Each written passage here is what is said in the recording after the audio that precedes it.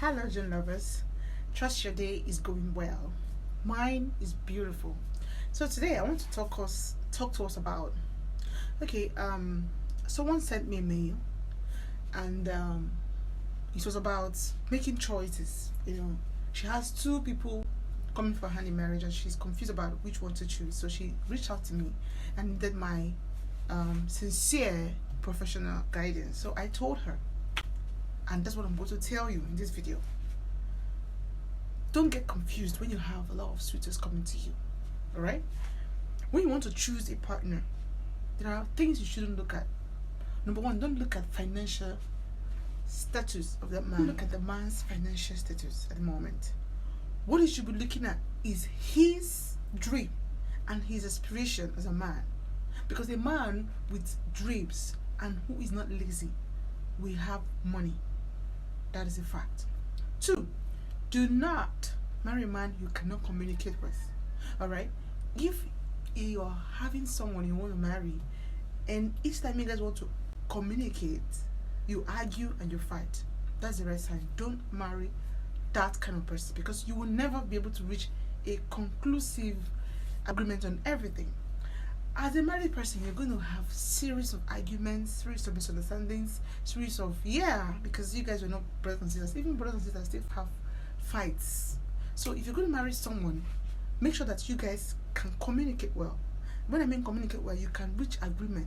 You can reach out and you can sit down and have a conclusive discussion and reach an agreement on an issue. If you can do that, that means you can start considering that person for a life partner. Now, the third one is if you're dating someone who is always after the opposite sex, all right? That's a red sign. That person has the ability to cheat on you. If he's a man who is always driving and looking through his side mirror for every babe that passes, watch it. If he's a lady who is always admiring cute guys, watch it. That's another third thing to look at when you're considering someone to marry. Then the fourth thing, you should marry someone who has a fear of God. That is the most important fact. That should be the first on my list, but I just put on the fourth one because I just remembered it now. That should be the first. A man and a woman who has fear of God is the only person who will give you peace of mind. Because a man with a fear of God would resist temptation, would no one hurt you for no reason. That is the kind of person you should marry.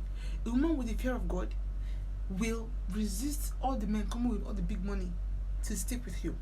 She will obey the commandment that says, do not commit adultery.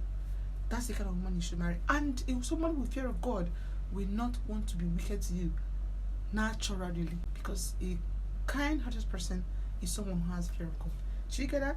That's number 4. Then the fifth one I want to give you on making choices is that you should marry someone who is your best friend. A best friend is someone who you can tell anything. Like I say, guy, I will give you blow, and you guys will laugh about it. Guy, take your time. Do you get that kind of thing? Someone you can play with.